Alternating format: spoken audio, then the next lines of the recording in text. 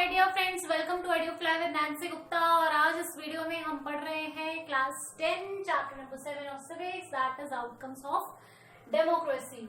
Okay, तो पिछले lecture में हम बात कर रहे थे इस चैप्टर में, जो अब तक मैं एक बार रिवाइज करा देती हूँ कि अब तक हम क्या क्या पढ़ चुके हैं बच्चों। हम पढ़ चुके हैं आउटकम ऑफ डेमोक्रेसी का एक छोटा सा इंट्रोडक्शन, हम पढ़ चुके हैं accountable government, responsive government, legitimate government. हम पढ़ चुके हैं कि क्या कंपेयर करके देखा था कि क्या डेमोक्रेटिक और नॉन डेमोक्रेटिक गवर्नमेंट में इकोनॉमिक ग्रोथ और डेवलपमेंट किसका अच्छा है। आई मीन कंपैरिजन हमने स्टडी किया था, राइट। जिसने मेरे लेक्चर्स अभी तक नहीं फॉलो किए हैं, पिछले लेक्चर्स को पहले फॉलो अप कीजिए, उसके बाद ये लेक्चर देखिए, आपको ज्यादा अच्छे से समझ में आएगा। ओके, अब इसी लीग में हम पढ़ रहे हैं हमारा next topic, and that is reduction of inequalities in poverty. Same question है, अभी सवाल नहीं बदला। एक सवाल और उठाऊंगी मैं नेक्स्ट लेक्चर में मेरे, अभी क्वेश्चन नहीं बदला है। अभी हम डेमोक्रेटिक गवर्नमेंट और नॉन डेमोक्रेटिक गवर्नमेंट को कंपेयर ही कर रहे हैं, और हम ये देखने की कोशिश कर रहे हैं कि कुछ कुछ फैक्टर में कौन ज्यादा अच्छा है, डेमोक्रेटिक गवर्नमेंट या नॉन डेमोक्रेटिक गवर्नमेंट। हमने पिछले लेक्चर में देखा कि अगर हम इकोनॉमिक ग्रोथ और डेवलपमेंट की बात कर रहे हैं तो नॉन डेमोक्रेटिक गवर्नमेंट ज्यादा दे रही है। आज देखेंगे कि अगर हम बात कर रहे हैं पॉवर्टी हटाने की, एक इनइक्वालिटी हटाने की, इक्वालिटी स्टैब्लिश करने की, तो कौन ज्यादा अच्छी ये काम कर रहा है, डेमोक्रेटिक या नॉन डेमोक्रेटिक। देखिए, सीधी बात है, मैं नॉन डेमोक्रेटिक की बात तो नहीं कर रही हूँ, पर क्योंकि हम डेमोक्रेसी को फॉलो करते हैं, बिलीव करते हैं बहुत स्ट्रांगली, तो मैं बात करूंगी इधर डेमोक्रेटिक गवर्नमेंट की ही।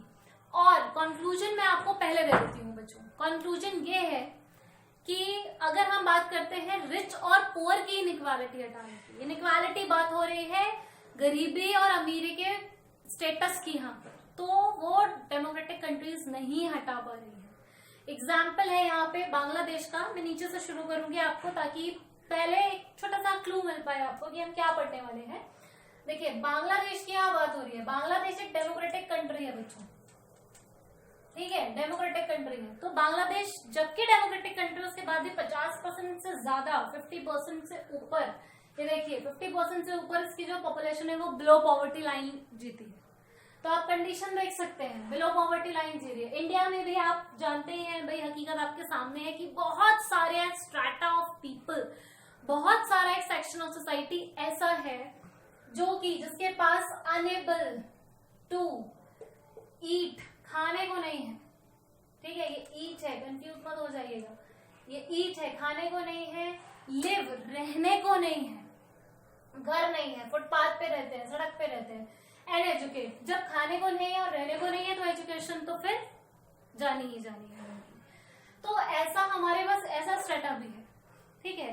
तो अब शुरू से बात करते हैं, ये सब डिस्कस करने के बाद अब थोड़ा ऊपर आ जाते हैं, अपने टॉपिक पर आते हैं। देखिए, आफ्टर डेवलपमेंट अब क्वेश्चन मार्क लगा है इक्वालिटी पर, equality between rich and poor, equal division of wealth. क्या डेमोक्रेसी जितना भी उसके कंट्री में आ रहा है इकोनॉमिक ग्रोथ, उसको अपने पीपल में बराबर बांट पा रहे हैं?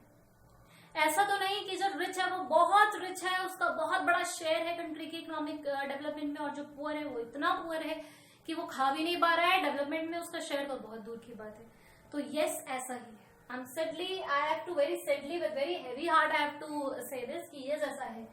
So demo means डेमोक्रेसी है, मैंने यहाँ शॉर्ट में लिख दिया है। डेमोक्रेसी पॉलिटिकल इक्वालिटी दे पा रही है क्या, क्वेश्चन ये है। हाँ, यहाँ पे आंसर है बच्चों यस।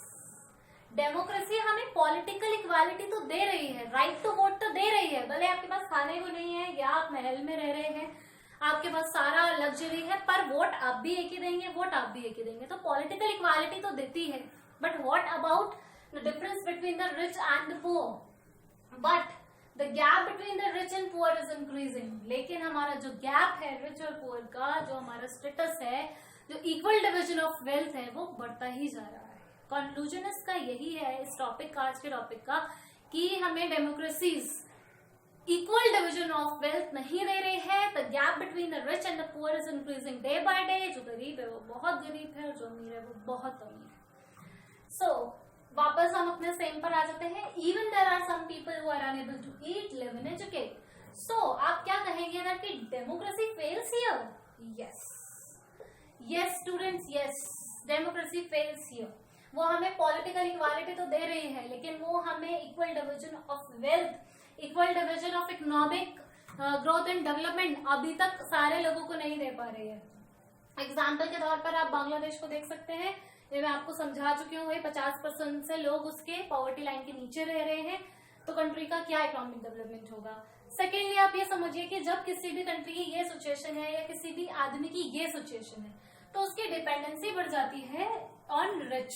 अगर आप कंट्री की बात करें तो पुअर कंट्रीज रिच कंट्रीज पर डिपेंडेंट हो जाएंगे, और अगर आप पीपल की बात करें तो पुअर पीपल अपनी इकोनॉमिक डेवलपमेंट के लिए रिच पीपल पर डिपेंड हो जाएंगे। आई होप ये बहुत इजी है टू अंडरस्टैंड क्लास 10 कि जैसे कि अभी आप देख लीजिए वॉर की कंडीशन उत्पन्न हो जाए तो जो बांग्लादेश है वो खुद से सफिशिएंट तो नहीं होगा ना वॉर करने में, ना तो इक्विपमेंट होंगे, ना आर्मी अच्छे से ट्रेन होगी, ना फैसिलिटीज होंगी, ना उसका डेवलपमेंट स्तर का होगा, तो वो ऑटोमेटिकली किस पे डिपेंड होगी, किसी प्रॉस्परस कंट्री पे, राइट। तो ऐसे ही हम पीपल की बात करते हैं, जो गरीब पीपल है, जो गरीब आदमी है, वो अपने डेवलपमेंट के लिए किस पे डिपेंडेंट होगा, किसी और पीपल पे जो उसको काम दे सके।